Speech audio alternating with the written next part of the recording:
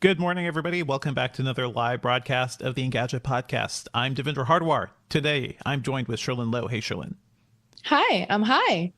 Sherlyn is high. On A little energy and leafy. life. FYI, Sherlyn is doing morning workouts now, so we just get crazy energy, Sherlyn, for the episode. So that's always fun. It comes and goes. Yeah. And podcast producer Ben Ellman. Hey, Ben. Good morning. Good morning. Thank you all for joining us. We're gonna get going because I have to go right at 12, but maybe Sherlyn and Ben will chat with you all for a bit. But hello, Buddy 305 Love. Hello, Chooch. I like saying the word Chooch. The letter Y. Yeah, Y.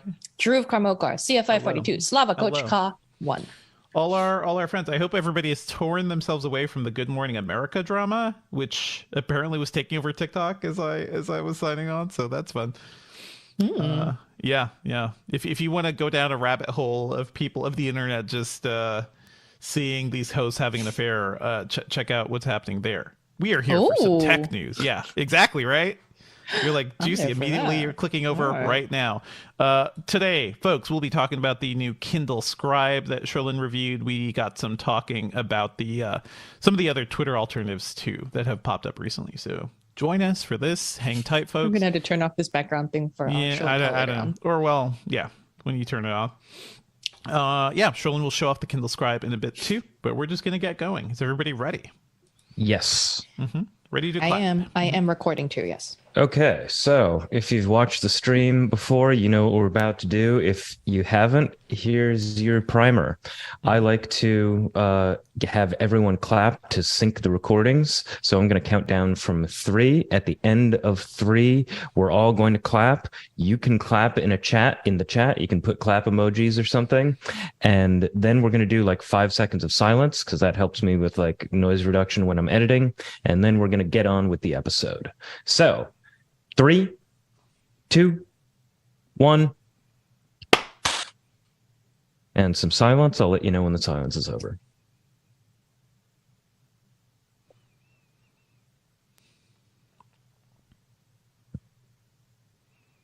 Okay, silence over. Cool. All right, we're I'm just ready to move right into it. Hang on, folks. Sit tight. Let's go in 3. Hi, 2, Terry. Hi, everyone. 1. Hello. What's up, Internet, and welcome back to the Engadget Podcast. I'm Senior Editor Devendra Hardwar. I'm Deputy Editor Sherlyn Lowe. Today, we will be talking about the Kindle Scribe that Sherlyn just reviewed on the site. We've got some chat about, let's see. We'll also be diving into some Twitter clones that have been popping up all over the place. Honestly, things have been growing up really quickly, and it's going to be a fun discussion because there are way too many, and I feel like that's worth a chat. As always, folks, if you're enjoying the show, please be sure to subscribe to us on iTunes or your podcatcher of choice. Leave us a review on iTunes. You can always drop us an email at podcast@engadget.com. We also typically do a live stream on our YouTube channel Thursday mornings around 10 a.m. Eastern. Sometimes it's 11 a.m. Just stay tuned to our Twitter handles. Stay tuned to... Can you say that again better? We also sometimes do it around 11 a.m. Eastern. You know what? Just follow us on Twitter. I'm at Devendra. Sherlyn is at Sherlyn Lowe, and we'll usually put updates there. Let's go to Kindle Scribe. Okay. Dev, can you take a sip of water before we get into the next segment?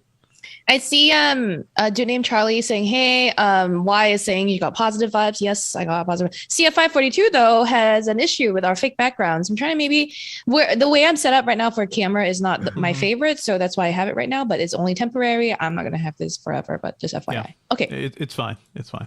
I am not dissolving into a fake background, so don't worry, CF 42. I think it just looks better than my normal background. Let's get right into it. So the Kindle Scribe is finally here, Sherlyn. I think a lot of us were very excited about this thing because it's Amazon getting into writable e-ink. You know, there have been a couple other e-ink tablets like this. There's the Remarkable 2. There are a lot of like random ones from Chinese companies as well. But this is the big one from Amazon. What do you think? Because you seem pretty positive in your review. I mean, I'll tell you this. When I was assigned to review it, I was like, whoa, it's me? Because like you said, everybody was very excited for this thing, right? Everyone on our team was like raising their own hands. Like, I'll do it. I volunteer as tribute. I was I was thinking, it's Sherlyn? She doesn't like e-readers. What? She doesn't love Excuse Kindles. me? I love Kindles. What are you talking about? But here's the other thing too, like writing. I'm one of the people, I'm of the age where like I grew up writing, right? I grew up writing on pen and paper or pencil and paper. And a lot of like mind mapping was part of my learning process growing up. I don't know if like American people used mind maps growing up. Def, have you heard you of also mind grew maps? up in an age where there were more devices and things to do mind mapping, but it was a thing. Oh, no, I did pen and yeah, paper. I did you did pen and markers, paper. colorful things. Yeah. It was, So it was a thing? not a Good to thing we talked about very often, but we talk about brainstorming and things like that. Yeah. Yeah. Okay, good. So like, so doing all that stuff, I don't have to belabor the point, but a lot of us like find writing, like the physical act of writing, a good way to kind of like Sure. remember things, right? So that's why I was pretty hyped for this as well. And I will say, yeah, in general, I really like the writing experience. That's not to say the Kindle Scribe doesn't have a lot of flaws, and that's not to say that there's not a lot of better alternatives out there. But I think as an e-reader and writer combo, because of its strengths as an e-reader, this thing shines. This thing's like really good. And we can like get more into it. I just want to like, I know the review video went up yesterday and a lot of people were like, why didn't you compare it like more to the Remarkable 2? And I know that that's like its direct competitor. Yeah. And have you played with the Remarkable 2 at all? Not at all, not enough. Only Yeah. like briefly in passing, because It's- why? Mhm. Chris Velasco, He left former with it. Engadget reporter, took it with him when he left Engadget, I guess. I Yeah, don't know. yeah. And he was Well, the one also, who reviewed it for us last time. It's a device I wanted to play more with, but that Remarkable requires a subscription. That is ridiculous. It is so It's all expensive. yeah. It is. And then that Remarkable tablet itself costs around $270 Yeah. as a base. And then you had to add the pen, which is another $100-ish. So that puts it a little bit more expensive than the Kindle Scribe to start, which like, as a non-e-reader, it does have better software. I will say, like, it has like better syncing and like note-taking software from what I've heard or what I've seen from the research I've done. Again, having not used it myself, I can't give you like a super in-depth comparison. But we could try to do that. We could call it in and have like an e-reader, e-writer kind of guide. So this is bigger than a typical Kindle too, right? It has a bigger screen, so it should be better for reading in addition to being able to write on it. Yeah. Yeah. Did you find that It's useful? got a 10.2-inch screen. So I took this on the plane with me when I went to San Francisco for Thanksgiving, and I read a book called Blackout by Aaron Flanagan. I mean, I didn't set it to any like special setting. I just used it the way it was set up right out the box. So it started to like default font sizes and stuff. And I could see obviously more text on screen.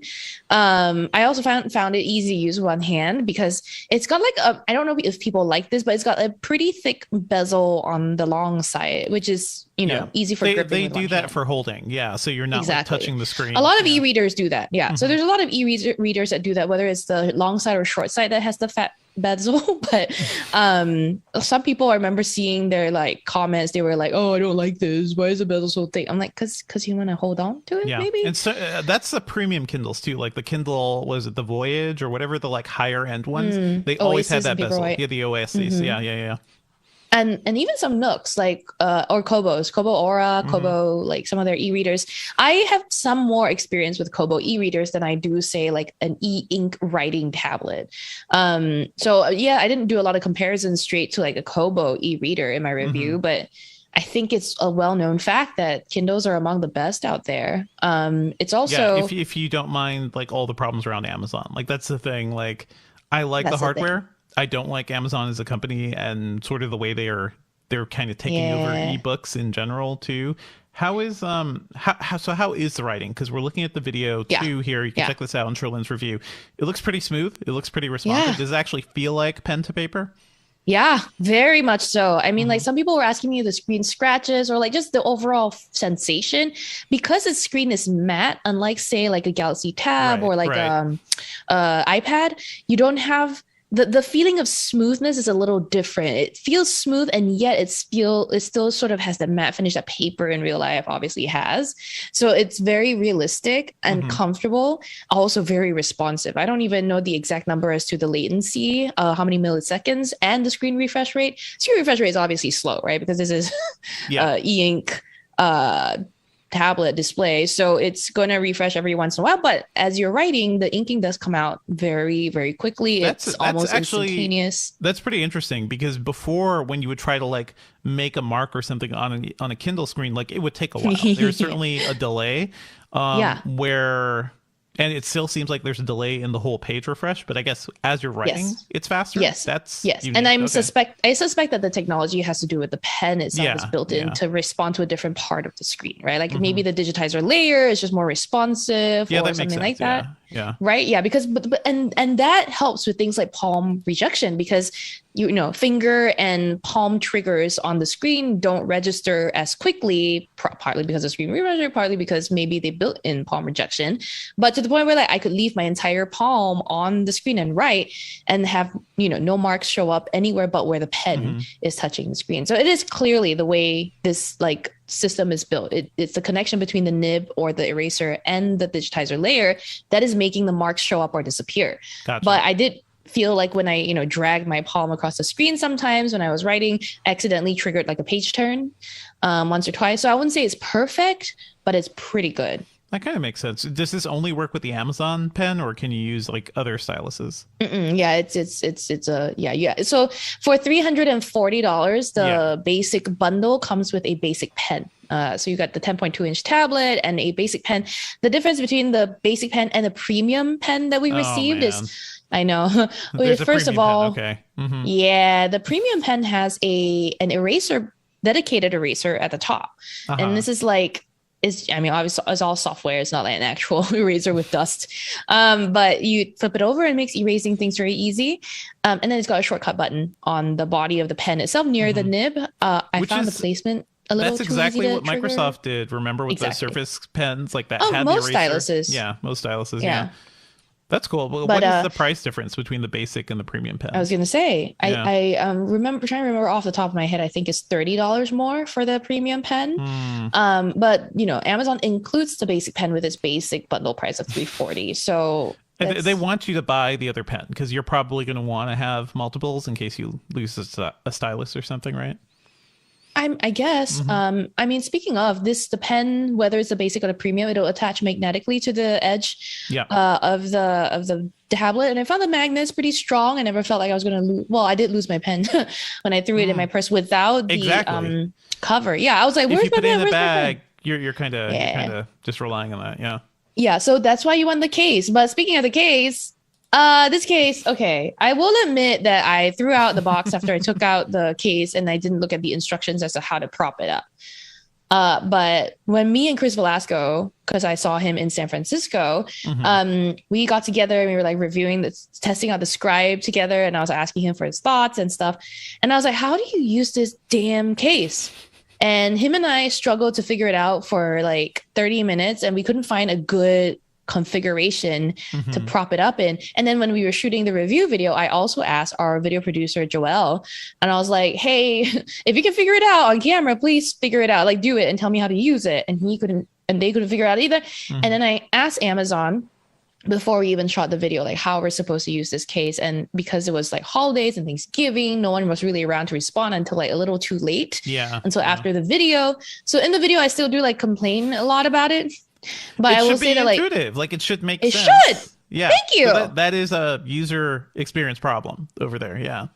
I will say after adding the instructions, it's not like it's that much easier. Like you have to flip it so that the like half of it is propping up and then the other half of it is like on the back of the tablet. It's one of those origami type cases. So exactly. Amazon's used these before and they've always done. So okay. Yeah. That makes sense. Too flimsy is part of the reason it doesn't work very well. If like it had magnets to kind of assist in it, it might be better. I don't know. We'll see. I don't want to. Yeah. Yeah. My real question is like, do you want to keep using this thing, or would you rather just have a dedicated e-reader where you don't have to worry about like actually writing on it?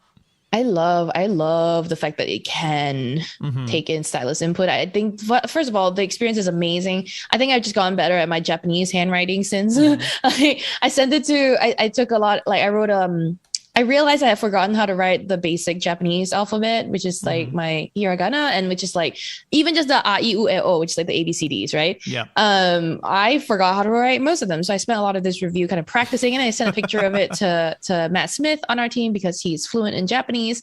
And he was like, oh, this one's good, that one's bad. And I was like, great. So I feel like I did enjoy that. I also made a lot of lists. So without my lists, I'm one of those people that without my list, I am lost, right? That's where the Kindle Scribe really falls short, in my opinion.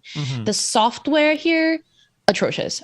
Amazon, come the hell on. You can do better. So these notes that you write down in your notebooks section of the Kindle, they sync automatically to the Kindle app, which you have to use to set up the device anyway, right? So when you scroll over to your Kindle app, you can go under settings or more and look for notebooks. You'll see them show up there as individual images. Blah. You can't edit them on your phone. You can't edit them elsewhere. There's no handwriting recognition to convert shit to text. I assume there's no integration with like Evernote or anything like that. No, not yet. Email. So my suspicion, and I can't say it's my understanding, my suspicion is that I think Amazon will push an update later, maybe like January next year, to push through some additional third-party support features. Like, for example, you want OneNote, you want Evernote. There's some kind of Google integration, I think, that might be coming. None of this is like stuff I've heard officially from Amazon. I think it's a little bit of hearsay on my part.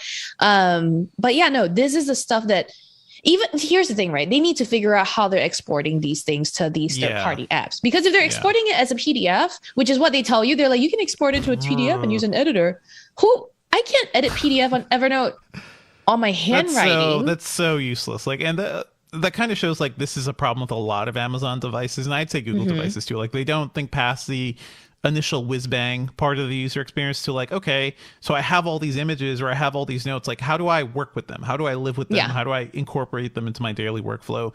I guess, they still don't have that. Yeah. I mean, one story we had this week that we didn't get to talk about last week is Amazon reported that it's on pace to lose $10 billion from its Alexa division and other devices division. I believe that includes Kindle, but they have a lot of problems with devices in general and with software, so this just seems like another part of that.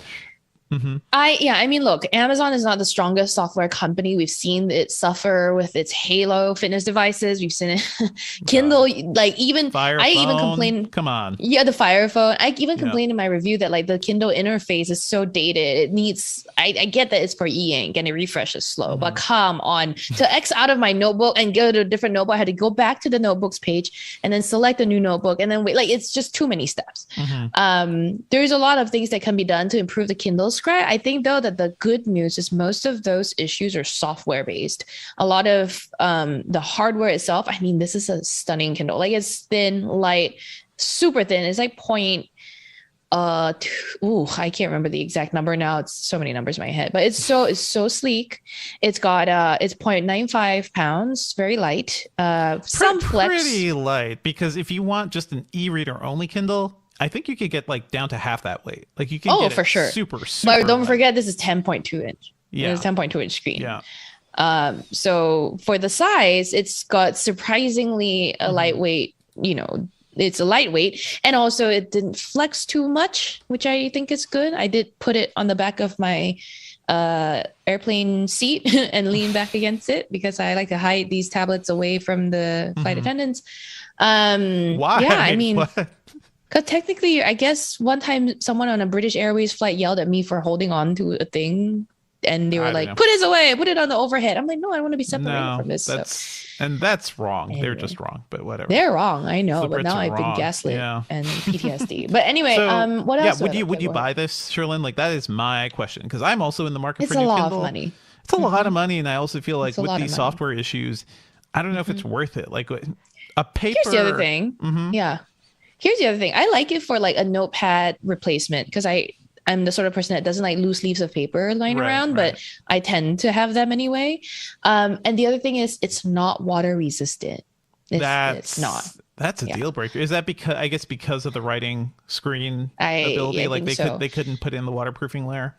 Yeah, I have no real answer for the why. I will say it's unlike most of the other e-readers, or most of the other Kindles, with the exception of the base Kindle. Yeah. The rest of them are all IPX8 or something like that, or IP8. Because people want to read in the bathtub. I think the dream for a lot of people is, I want to be sitting in the bathtub and have all of my books. I just want to like not worry about this device breaking or something. Or take it to the beach, or take it wherever. to, or read and then outdoors and not worry about rain. I mean, I think this will withstand some droplets of water. You'll probably be okay. Maybe the beach. The beach trick for everybody is get some big Ziploc bags and put your tablet or whatever in those, because you don't want sand anywhere. No matter if you have water resistance, sand, dust and grist is the worst. Yeah, will screw up all of your devices. So yeah.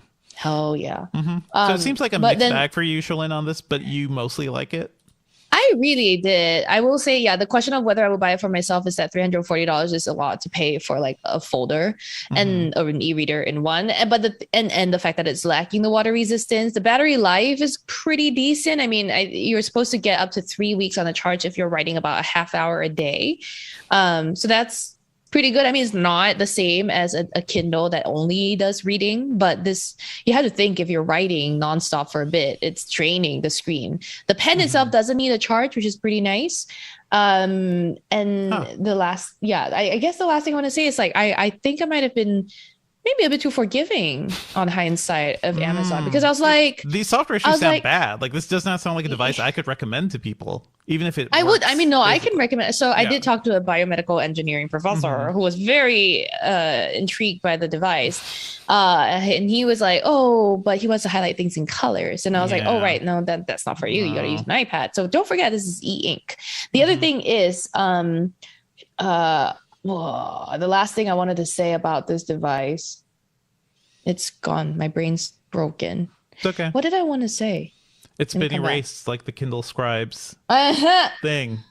It's just been totally erased from me. Oh, no. Okay, back to the point I was making, which is that I thought I was too easy on Amazon on hindsight. The software issues I kind of like brushed past because I thought maybe it's like e-ink makes things harder. But I also think that they could have stood to, like, they waited so long to release this thing. They could have stood to work on the software. Exactly. Yeah, they could have worked on the software a little harder before they released this. So no, I think Amazon, step it up. Come on. Step it up. I try to. You got to judge products as we have them, not as a company say, "Oh, we'll fix this down the line." And it's a shame. So anyway, that's the Kindle Scribe. Sherlyn mostly likes it, but it seems there are some issues. This feels like a device that will be discounted pretty quickly. So maybe if it's $100 off or more or something, then all of a sudden it's maybe more appealing. At that point, you can just suffer. If it's under $200, it's like, okay, if it doesn't sync as well, if it's not. If it doesn't do as many things as you'd like, maybe then it's a little more appealing. I'm intrigued, but I still want the Remarkable 2. To me, that thing looks sleeker. Like, it just looks like a better product. It looks more like an Apple product than... I hate Amazon's product design, like, so much of the time. So I wish Remarkable didn't have that freaking subscription, but I think they make you pay for that for the cloud syncing, for a lot of like things it needs to use. So I guess we'll see. But you know what, Sherlyn, where can people send you email if they have questions about this thing? Yeah, tell me things you want me to write that are very, very PG rated. Send them to, I guess, podcast@engadget.com. There you go. And hit us up on Twitter. And speaking of Twitter, I think it is worth talking a bit about what is happening here. I'm not going to focus as much on the Elon Musk shitstorm, which is just getting worse and worse. Constant. The most recent thing is like a lot of like banned accounts have been put back on. That's great. COVID-19 misinformation fully allowed because no longer a problem. But anyway, it does seem like a lot of people are considering alternatives. We've talked about Mastodon, which is the open source sort of distributed Twitter clone that's been around for several years. I've been surprised to see a lot of new things just really pop off really quickly too. Like, have you heard of Hive Social, Sherlyn? I've been on Hive Social for a bit, yeah. She's been on Hive. I mean, I've been on Hive. She's been on Hive. Hive Social, an app that really had no standing before all this Twitter mess, but apparently founded by a 24-year-old. It has 2 other engineers. Like, it's a handful of people running this app, which now has over 2 million users. And it is weird how this started happening. Like, I'm not sure what the initial spark was, but I noticed among certain subgroups. So among my, like, the people I follow in the video game journalism industry, so those people started going over to Hive. Some of the people in film journalism that I follow, same thing. They started going over to Hive. And meanwhile, there are other folks, like more mainstream journalists, they were leaning towards Post, which is another. Yeah. Both of these things look very much like Twitter. I think Hive is a little more colorful and cutesy. Hive is kind of going for a cross between Tumblr and Twitter, I think. Like, it is. And MySpace. Like, it feels like a step back. Host is a weird thing because right now it's just a website. And you have to sign up for a waitlist to join. What is it, like a Substack? It's not a Substack. It is straight up like a Twitter type of thing. And what's interesting is it's founded by Noam Barden, the guy who founded Waze. So whenever like a successful entrepreneur tries a new thing, people are like, okay, I'm going to pay attention. What's interesting is that Post is getting a lot of support from mainstream journalists. So I'm seeing people talk about that more. Also, people like within media, you have to sign up for a waitlist to get in. There's a sort of like gatekeeping attitude towards it too. And I'm not fully sure how this platform works because you get Post credits when you join and you can buy more credits. I believe you could spend them to read some premium articles. Like, it is, I think it's like the idea is like, what if you could build Twitter from the beginning, more focused on media and also around the idea of like making money and, you know, compensating for media, which is kind of appealing. But even this one like has some issues, which is kind of funny. I think the initial launch post from Noam Barden, a lot of people were pointing out there's a quote in the original post that says, "We believe that all humans are created equal, endowed with unalienable rights that include life, liberty, and the pursuit of happiness." That sounds familiar. Regardless of their gender, religion, ethnicity, race, sexual orientation, net worth, or beliefs. That protected class of people, like, net worth. Just gotta sneak that in there. Don't make fun of rich people. We have feelings too. That's what it really sounds like. That post has since been edited, so now net worth has been taken out. I think after a lot of people were like, "What the hell are you talking about? This is ridiculous." Do you think they were trying to say like socioeconomic backgrounds and then just like went with net worth by accident? Maybe, but if you say that, you say that. You don't say net worth. Yeah. The people who say net worth are the people who have net worth. Have net worths, worth talking about, or like worth, you know, having feelings about.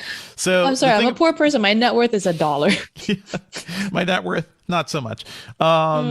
What is funny is that a lot of people are saying like, you know, this is a startup that is funded by A16Z, Andreessen Horowitz, right? And you know, they were also behind Clubhouse. And remember that whole wave of like, oh my God, audio meeting rooms. This is going to be the next wave of everything. It's something we were all on at the beginning of the pandemic. They got copied to death. Yeah. Got copied to death. And also, I think made more useful on Twitter, like ironically, because absolutely Clubhouse was a weird, literally like a country clubhouse of elite people just talking to themselves in their own like little bubbles.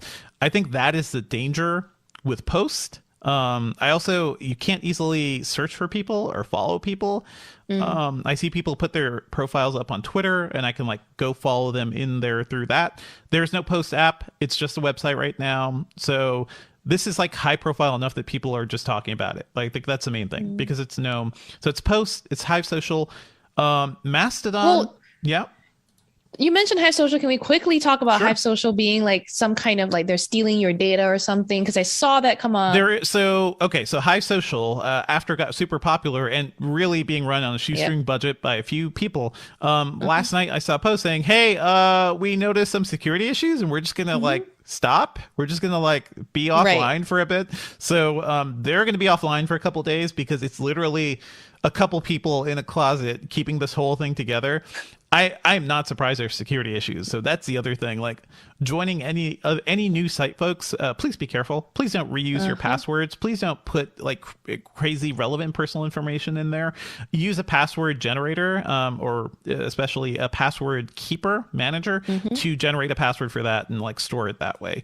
But yeah, Hive Social is currently offline after being so funny. What do you think of Hive, Sherlyn? Because I think you got to spend more time there. Yeah, I've been on Hive for like, I want to say since all the Twitter stuff first started going down. So maybe a couple weeks or 3. It never really works very well for me because, like you said, it's run by 2 people in a closet somewhere. Maybe they have 2 servers running the entire thing, and it just couldn't handle all the traffic it was starting to get. So nothing. I mean, I follow also people on my Mastodon and Hive, which I don't actually use that much anymore. They're like, "Oh, I see you follow only 3 people. Is it interesting for you in here?" I'm like, "Yeah, I follow 3 people who I know. I only follow people I know, and then it's people that, some of them." Post more, but it means I doom scroll a lot less. So I'm a lot less on these apps. That's my experience. That's the plus for all of us. I feel like that's the thing a lot of us are seeing. One thing I've noticed that I think a lot of groups are just like breaking off into other networks, right? So maybe a certain group of people are going to be using Post, a certain group of people are going to be using Hive Social. It is a breakup of what was so special about Twitter, which is not great. We've talked about Mastodon as well, and I spent a little more time there. I hate the design. I hate that it can't do as many things as Twitter can do. It's really hard to find people.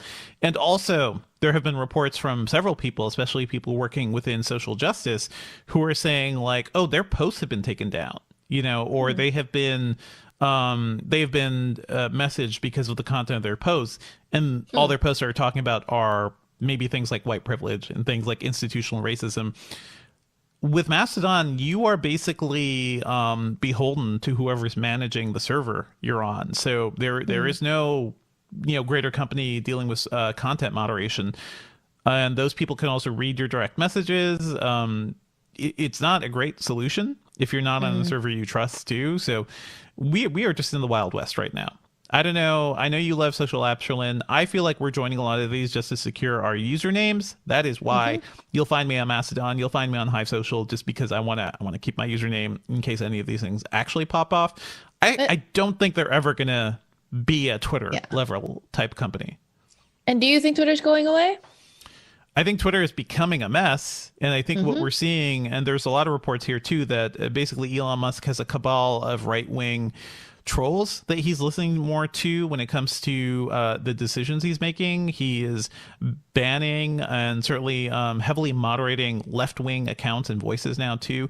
Twitter is a mess, but also I think as a platform, it is still the single most interesting and useful social network to me. So I'm going to be on it until, to see what's happening.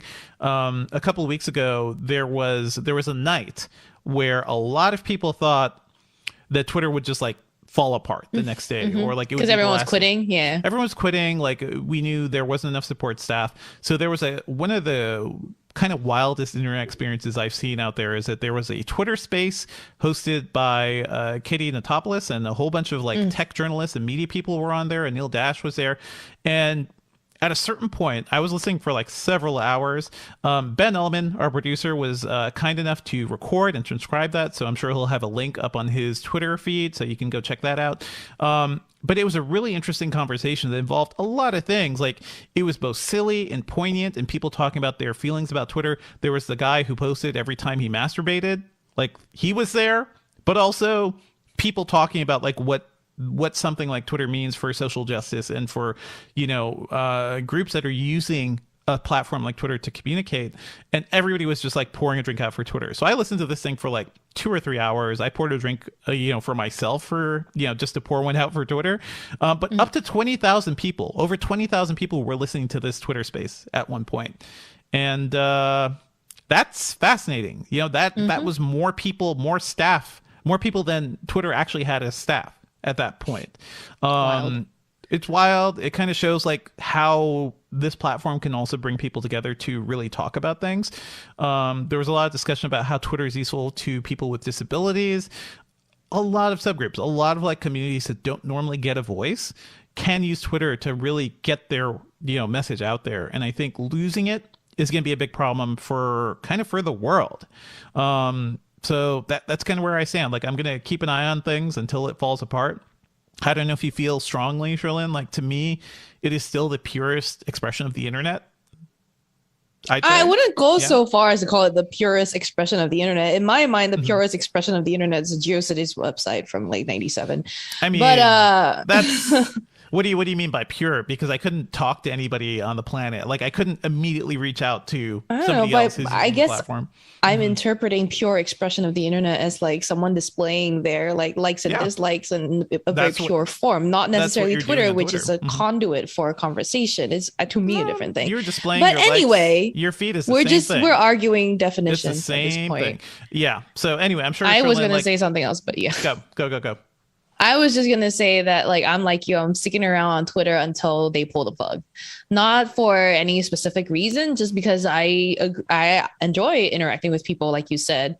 But also, like you said, it's becoming more of a trash heap the way that it used to be in the early days before all the moderation started happening. A lot of it's starting to become a place where people love to give me advice, assuming I don't know things. And I'm just like, cool, but that's always been the thing. I'm sorry. Yeah. Well, it's always been, it got better, and then now it's like less. And I'm just like, has this got anything to do with like the quality of people on Twitter now? I don't know. I'm also, like you said, a very social person, and I do enjoy being on Instagram still, so I'll still be there. Yeah. But yeah, you're right. Hive, Mastodon, and Post are not it. I see you on Be Real. I see like a bunch of people actually know on Be Real, and I feel like Be Real is like this nice. Be Real is fun. It's fun, although completely superfluous, but also the place where I can share pictures I don't want the rest of the internet to see. So I think Be Real is fun because it's safer. It feels safer. It's a closer community of friends that you pick to show. You're basically curating. So a couple of things we should mention. Elon Musk was also having some beef with Apple too.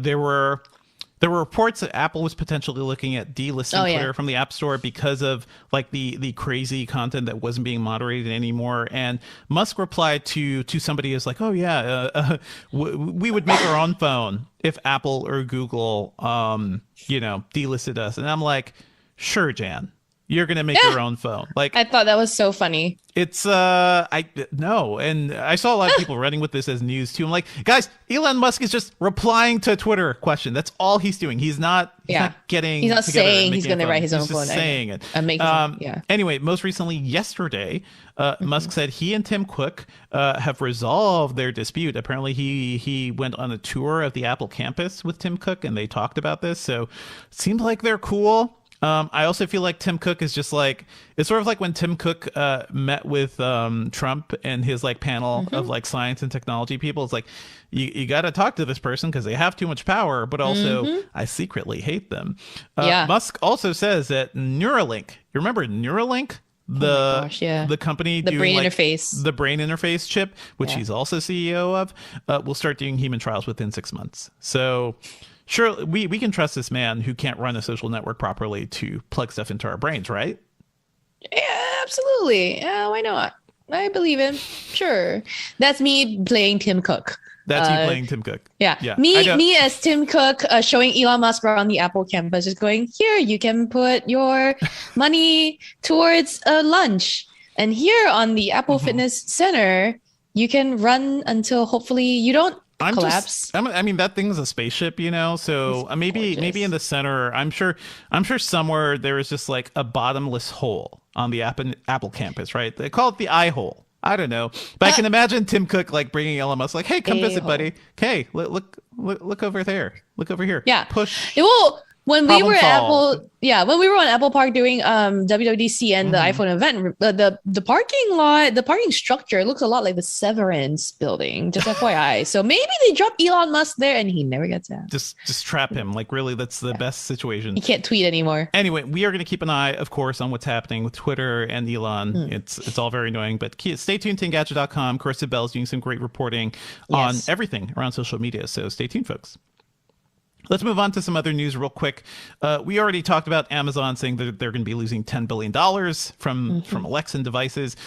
That's a lot of money, but also Amazon is a company that is made to lose money until this stuff makes some money. So I wouldn't read too much into that, but they are, laying off a lot of people. I feel like a lot of tech companies are following that. Do you have any thoughts on that, Sherlyn, like overall?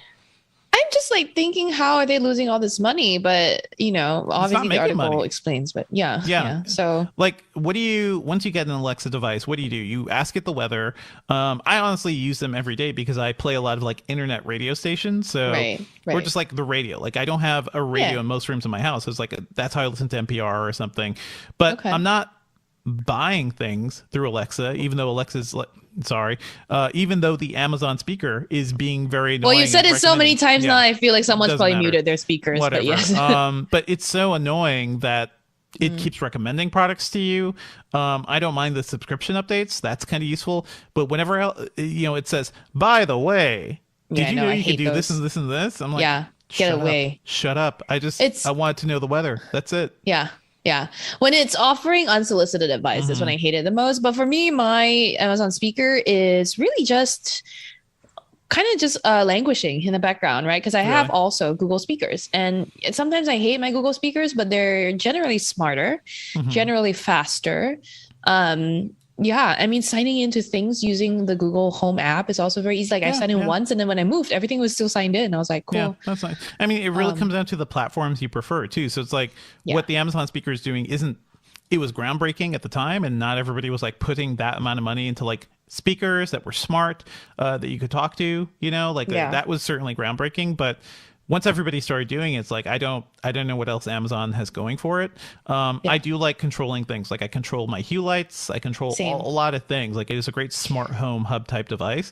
But I can see why it's not making Amazon money. Like that makes complete sense. So real quick too, we got a bunch of other news we're going to run through. Gorilla Glass and Corning announced that there's a new Gorilla Glass. Of course, it's called the Victus 2. And I feel like every Gorilla Glass product announcement is the same. It is stronger. It can survive drops better. You'll see it soon. That's it. That's every Gorilla Glass announcement we get on phones. What if one day phone makers just stop buying stuff from Corning? Well, they would just. Yeah, but they are making the best thing. Like that's. Yeah. That's the thing. I think a lot of companies are kind of stuck using Corning. Certainly Apple is, even though they don't really talk about it. And the story is that I believe like when the first iPhone was being built, like Apple spent a lot of time talking to people about like, what can we do to make like really strong glass for a device that is mostly glass? And they started working with Corning, and Corning, like that innovation kind of went to everybody else. Like we wouldn't have the modern smartphone market without strong glass like Gorilla Glass. So it's getting better. That's for sure. It's called Victus 2. Deeper thoughts? I don't know. I'm just thinking of blowing glass now. Like, how you go to the glass factory and you blow the glass and then like it becomes a little vase or a pot. I don't know. One day I would like to go to the Corning factory to talk to I have been. It's so fun. Yeah. They've tried to invite us a couple of times. I'm like, I don't want to go to random Western New York for no reason. Yeah. I went to school in Buffalo, so always Corning will have and it's called Corning too, like the whole city. I was like, all right, so let's do it. Yeah, let's do it. All those New York cities, like all those New York towns, Albany, Rochester, Buffalo. Yeah. IBM has a place like up near Rochester, I believe. Hells yes. Hells yeah. Okay. Other news, something fun. We got a second trailer of the Super Mario Brothers movie starring Chris Pratt, and I don't want to talk about the casting of Chris Pratt, but have you seen this trailer, Shalyn? Nope. Okay. It's a me? It's a me. He actually says it's a me, even though it doesn't make sense of why he would do that. Right. One thing I want to mention, this movie is co-produced by an animation studio. I believe it's Illumination. This movie looks really good. And I don't think enough people are talking about that. Like it looks... The color design, the kind of backgrounds, the detail, the characters, everything. Like compared to most other kid movies, I think there's a lot going on here, and I do think like that's going to be a compelling thing for kids. My daughter's like already very interested in checking out whatever this movie is about, and she hasn't really played Mario games, so I just think like I have a little more faith in what's going on here, and also the voices we hear from Jack Black and Charlie Day and whatnot. I think are. I think it's good. So I think this will actually end up being better than a lot of people are expecting. We see some of the Rainbow Road. We see like Mario Kart stuff in here. We see Mario versus Donkey Kong in the trailer. It's funny. I like the gags. So I'm not just gonna focus on the Chris Pratt of it all. I think there's a lot more going on with this movie. So I'm excited. Can't wait to see it. You want to talk about? Sounds good. Yeah, Sherlyn, you want to talk about the Spotify Wrapped stuff as well? Y'all, this week you could get your Spotify Wrapped for 2022 and show off to all your friends what songs you've been listening to, or just cringe and embarrassment, because for me, it's embarrassing. But this year, what Spotify is doing differently from previous years is that it's using kind of what music you've played in the last 12 months, I guess, to tell you what your personality type is, which is kind of funny to me. I'm like, oh, really? Like all the accidental songs that my dumbass Google speakers will keep randomly playing on Spotify for me feed into my personality too? I guess so. But for me, I got the Explorer, I think, or the Voyager. The Voyager was my personality type. It's so funny. They're also using the same like sort of letter structure as the Myers-Briggs personality test. So it's like my Voyager thing on Spotify corresponds to ENLC, and I forget what they stand for. But you can check that out if you have the Spotify app. I believe it's a Spotify premium feature.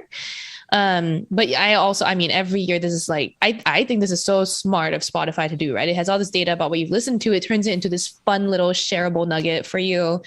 I think it's a smart way for Spotify to A, get its name and brand out there, but B, get people interested in using the service. Because why? Like people are gonna be like, you see all the people posting these InstaFest things on social media.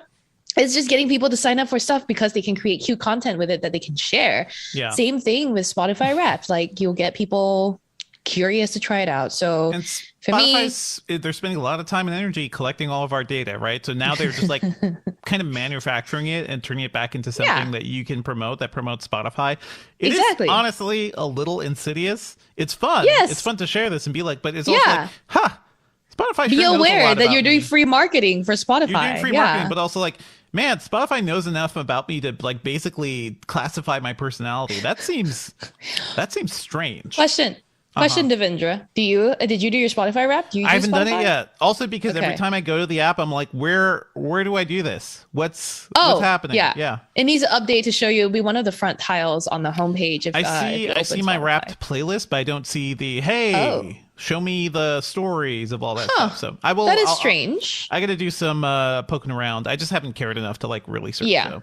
Yeah. I love how also the results sometimes are like so funny because it's like, oh, you listened to 46 different genres today. You explored a lot. And then it told me that my top 5 genres were pop, K-pop, R&B, Korean R&B. I was like, that's not a lot. I don't feel like that's a lot, but thanks. It's just very granular genres. So there we go. Absolutely. And you want to shout out something else too, right, Chillin?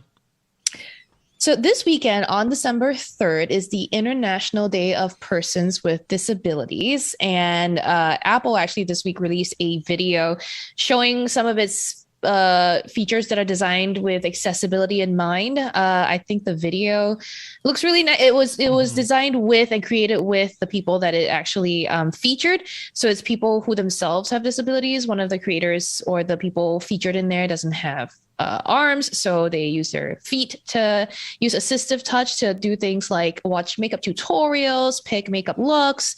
There's a musician that's visually impaired who uses their phone's detection mode, their iPhone's detection mode, to see where their clothes are or see what doors have the correct labels on them to walk in to find the stage or something. So I think it's a fun way to get to know what features are actually available on Apple's products. I think it's a little bit more like advertising. Yes. It's all advertising. Yeah. But it is all advertising. It's a good thing. Like, it's a good thing Apple is doing this stuff. And it does kind of push the industry forward a bit. Like it does push other companies to be like, well, Apple's doing this. We better at least be equivalent to it, or offer something like that. Yeah. Yeah. So again, as a reminder, December 3rd, International Day of Persons with Disabilities. It doesn't really mean you have to go out and find a person to celebrate with, but note that a lot of companies are leveraging this to highlight their accessibility features, which is like a good thing, but also kind of self-serving sometimes. So let's not. Yeah, there it is. It's all a balance, but I think it's good technology these days. So thank you for that, Sherlyn. Let's move on to what we've been working on. And I've been off for a couple days, actually, around the Thanksgiving holiday. Also, because I know it's all going to be CES hell and prep for now. So that is what I'm in the middle of. As soon as I sign off of this show, I'm going to be talking to some companies. I'm going to New York next week to meet with Dell and some other folks too. So I'll be seeing Sherlyn and everybody. And I'll do the episode from there next week. But Sherlyn, what are you working on? I spent too much money this Oh, no. last few days for the holiday shopping. Let us know what y'all bought during the Black Friday / Cyber Monday season, if at all, or if you didn't buy anything, tell us as well. Send us an email to podcast@engadget.com. Also, I'm working on the best and worst coverage for the year. Tell us what you thought were some of the best things in tech this year. You don't need to tell me what you thought were the worst things because I know. And also, So many bad things. we have such a long list of bad my things God. this year. It's I terrible. have a saw hard the time video you thinking of sent. any good ones. Yeah. Exactly, me too. My list of like good ones right now is like one thing maybe, and then we'll see. So send us what you think were like winners this year, winners in tech. I don't want to, if you want to tell me that you personally won a football match or something, sure. You can send that our way. Podcast@engadget.com. But winners and losers in tech is what I'm working on, as well as other background stuff. Hey, while we're doing quick shout outs, I just want to quickly shout out to Hey Riley. Hey Riley, you're listening to this in your car with your mom. So hi, what's up? Okay, that's it. Aw. I hope our language was good enough.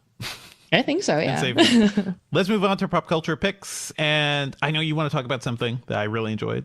Yeah, so I saw people on my Twitter / other social media platforms know I watched Jordan Peele's Nope for the very first time on an airplane.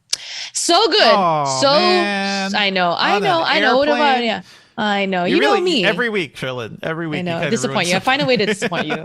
Okay. It was such a good film. I went in blind. I didn't know what to expect at all. I didn't know what the premise was going to be. I know that it was going to vaguely be scary, but it was kind of scary at the start. But honestly, the rest of it was just an intriguing tale. I know it's supposed to be about spectacle and it's about, America's relationship with that. But I, didn't really get that until I read the reviews afterwards. I just thought it was a great science fiction movie. Yeah, Freaking it's amazing. because the idea of a spectacle, were you watching it on the freaking airplane screen, Sherlyn? Shh. That's not much spectacle on like an 8-inch little tablet screen. Oh, a spectacle of people behind me. Yeah. Anyway, it was I love Nope. Nope was a great experience in the theaters, and yes. that's one Steven of Yeun, those movies. amazing. Sorry. One of those movies was that you want to watch on the biggest screen you can. Yeah, So even if you're watching at home, like get up close to that TV. Like it is. Yes. It's so much fun. Cool. Anything else you want to mention about Nope? Yeah. Well, I liked Steven Yeun, Daniel Kaluuya, obviously good. Keke Palmer. All of them did such a great job. Brandon, I forget their last name, also great. Jordan Peele, great storytellers. So fascinating. I was so fascinated throughout. Love him. But yeah. I do have another shout out really quickly. Because we've already recommended Nope on this podcast before, I wanted to come to you with something fresh. And this is the podcast called Something Was Wrong.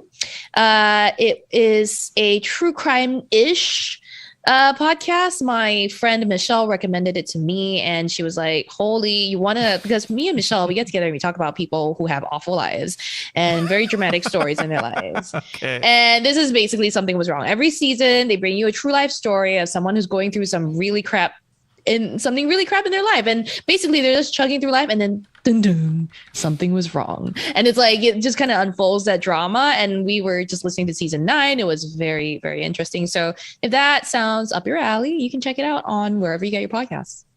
Cool.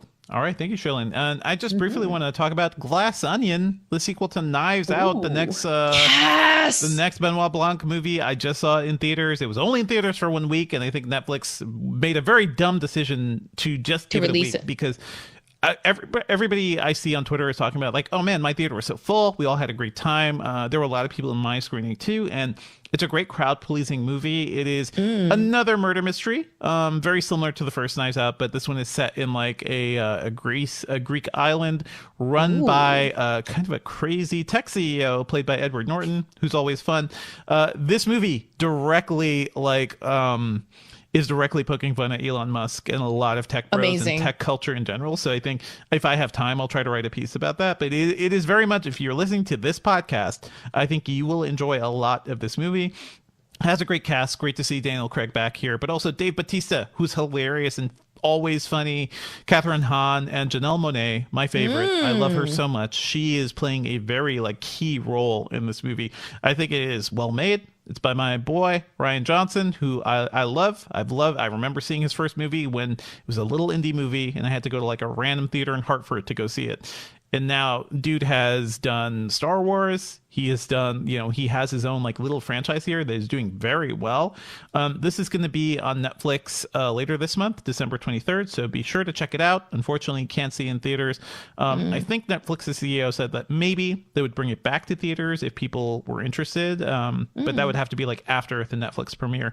It does show that people want to go to theaters. Like we want to get out of our houses and go do things and watch things. Yeah, it just sucks that right now it's the cold season again. Everyone's getting sick with something or other. I'm sick it's again. It's the cold season, and we were still in the pandemic too, and it sucks. Also that when I go to the theater here, I'm literally the only person wearing a mask, so I'm always trying to get a seat away from everybody, and it's not fun. Yep. But anyway, I think you enjoy Glass Onion, Sherlyn. I think so too. Yeah, it's so much fun. Well, if you enjoy murder mysteries. Go ahead. Final note to everyone, take care, wear your mask if you can, not just for COVID, but for everything else that's going around. You just don't want to be sick this holiday season where our immune systems are down. So just be safe. But get your I shots, think that's get your vaccines if you can. It will help you. Like the flu, I know so many people who like poo-poo the flu vaccine, and like it will save you, even if it makes you feel a little bad for a day or two. All right, let's do the outro, and then we can do a quick Q&A before you have to leave. Yep. Well, that's it for the episode this week, everyone. Thank you, as always, for listening. Our theme music is by game composer Dale North. Our outro music is by our very own Terrence O'Brien. This podcast is produced by Ben Elman. You can find Devindra, not at a theater, but also online at Devindra on Twitter. And I talk about movies and TV at the Filmcast at thefilmcast.com. If you want to send me cute things for Riley's eyes, you can hit me up. I am at Sherlyn Lowe still on Twitter. Email us your thoughts at podcast@engadget.com. Leave us a review, please, on iTunes, and subscribe on your favorite podcast platform. Okay. All right. Yeah, now we can talk to the chat. Thank you for bearing with us. See you folks. Yeah, you guys Devindra's got to go. We'll talk. See you folks. Have fun. This was a good Thanks, show. Dev. Thanks all. Bye. I saw that the letter Y person, username Y, goes, sure, Sherlyn, blame it on Alexa. And what? Blame what on the Amazon speaker? I forget. I've completely forgotten what I said at that segment. What was it? Anyway, remind me why. I can poop twice a day. Yay. I see you're here. We're very excited. We're very happy you're here. Always very excited. And it was cool that did not know that I can poop twice a day. Yay is also a big supporter of accessibility features in tech. So cool username and cool politics. Absolutely. I think you won't find a person that will disagree with having features that are easier for everyone to use, not just people with different needs. Accessibility is a feature that it's something that if you build it for everyone, then everything is easier for everyone, not just people with disabilities. So, all right. I see that Nivek Tech 26 says, what is the best Bluetooth headphones brand for us? There's so many. You please get a little bit more specific, Nivek, because you mean Bluetooth headphones wireless? Do you mean plugged? Do you mean fidelity? Do you mean quality of music? You know? And are you talking about earbuds? Are you talking about over the ear? So on and so on. But Dude Named Charlie did say Sony. Sony does have very, very good earbuds and headphones. So there you go. So going back to says winners this year, me. You know what? I will put myself into the winners for the year list. Thank you very much. Go ahead. So going back to the Kindle Scribe section, Dude Named Charlie, I think, summed up the entire POV on Kindle Scribe really well. They said, I feel like having to carry this device, I'd still have to carry around either a laptop or an iPad because it's really just an e-notebook. Absolutely. So with the iPad, they can confidently leave the house without bringing any other device with them. Totally makes sense. I really understand. And we were talking about yes, the Kindle Scribe is a bit cheaper than the iPad Pro, or significantly cheaper than the iPad Pro.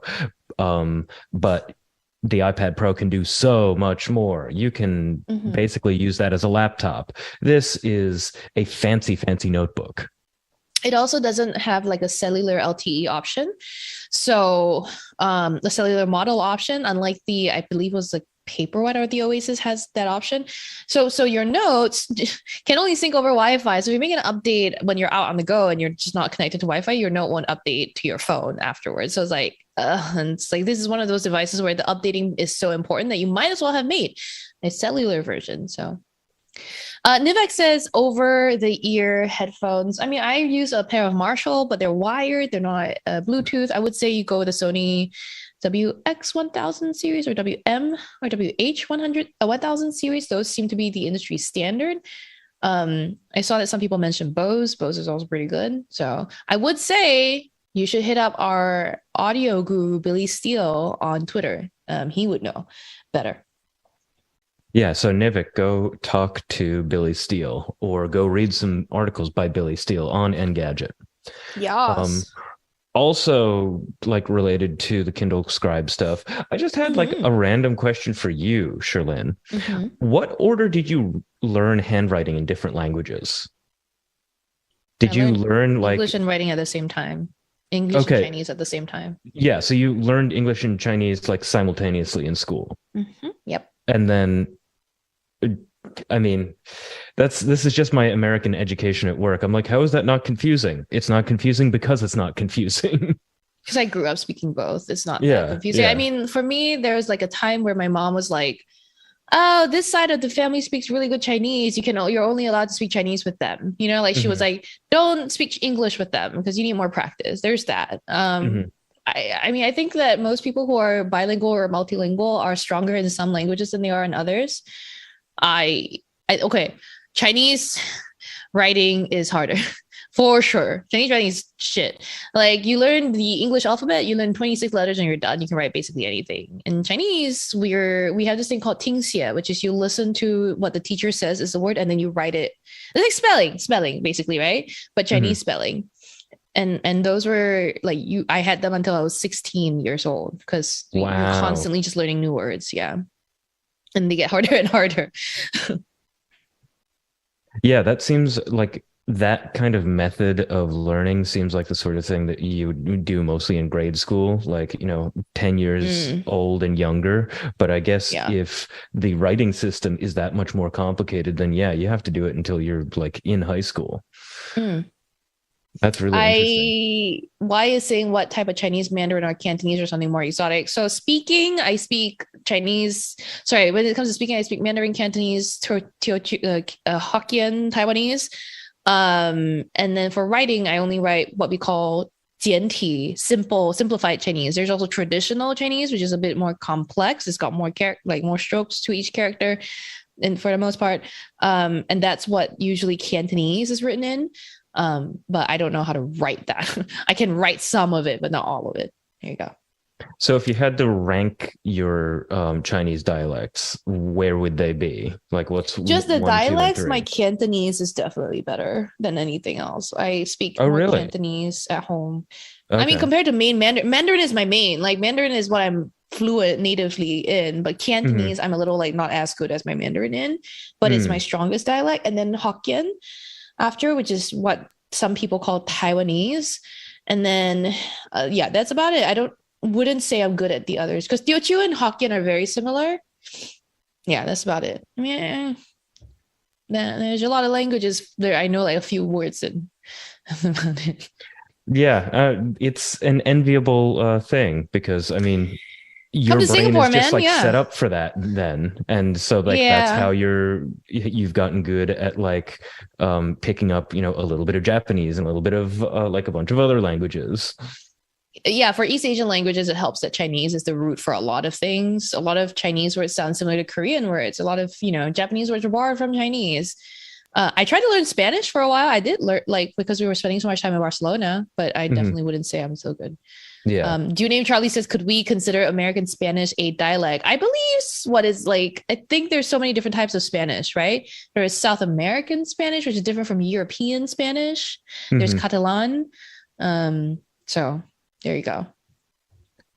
I know Mexico City Spanish is definitely a dialect, also said by Dame Charlie, which is really interesting because I was in Mexico City not that long ago. And you know what? My Spanish is not good enough to be able to tell different. the difference. I like why said I speak Spanish natively and Merkin. I like that. That's quite funny.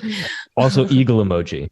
But getting back to perfect. tech stuff, we've got John Robinson in the chat talking about how they have a Kindle Scribe and also the first gen Remarkable. Yes, it needs a lot of extra features, but for note taking, it's fabulous. When the Remarkable came out, it was out first. It was like the Kindle Scribe, but with updates and added features, the Remarkable is working well. Eventually, the Kindle will catch up.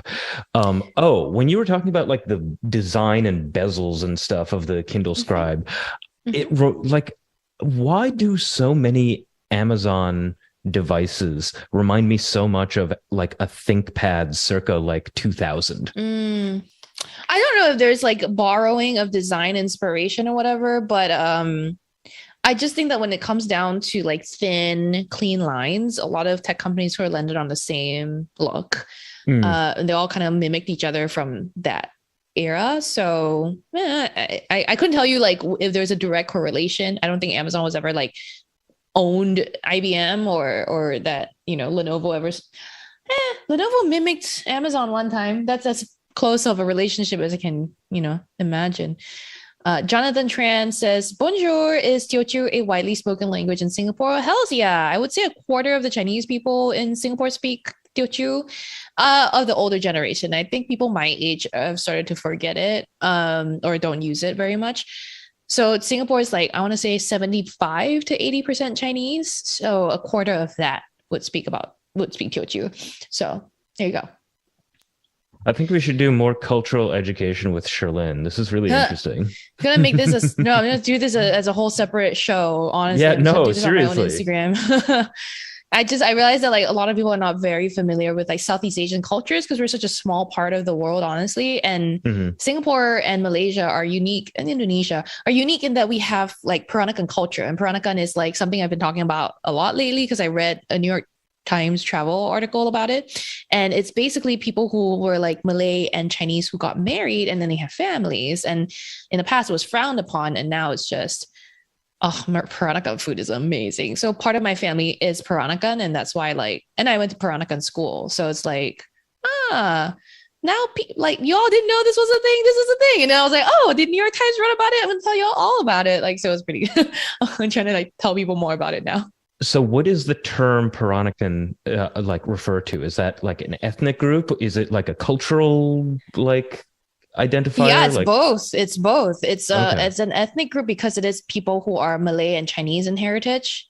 Okay. So like you're at least some sort of percent Malay or Chinese. So the face of Southeast Asian people, especially in Singapore, Malaysia, we don't look full Chinese sometimes, right? Some of us look a little more like we could be part brown or something.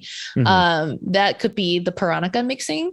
And then as for the culture part of it, the cuisine, Peranakan cuisine is a little different too. It's a mix of more Malay flavors, which can be spicier and curry and like just very like different spice based, and then Chinese, which is like everyone's kind of familiar with Chinese food, I feel like. So I love Peranakan food. My mom would make a lot of Peranakan food. I'd be like, okay, it's also known as nyonya. Nyonya is the way the terms nyonya and baba mean like man and woman in Peranakan culture, and nyonya food for some reason is what we describe it as. And I'll do an IG live. Cool.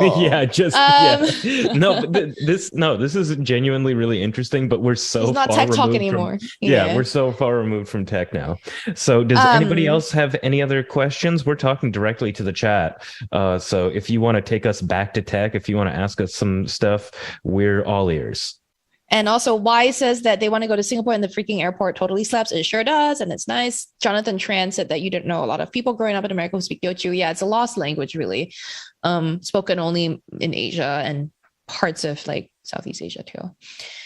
Julio, do you have anything to say? I know you don't really have a pick of the week for us, but I want to give you like an opportunity to address the audience, if at all. No? Okay. Seems like we're good. I think we're a little over time, so we can always, as usual, thank our closed captioner for the hard work putting the closed captions together. And Ben, I think you can take it away. Yeah. So thanks everybody for watching. The stream comes to you via our video team, Julio Barrientos and Luke Brooks, but it's powered by everyone in the chat. It's so important and so like enriching to be able to like read the stuff that people put in the chat. Sometimes you guys remember things that we forgot, and the podcast is better for it. So thanks for doing that. And if you stuck around this long, you know that we live in a world of algorithms. We just like need that viral boost at all times. So rate us 5 stars on iTunes. Tell a couple of friends about the Engadget podcast. Try to get some people to tune into the live stream. Maybe they'll tell some friends about it also. And we'll see you next week. Freddie, I'll post it on Instagram. Okay. Thanks, everyone.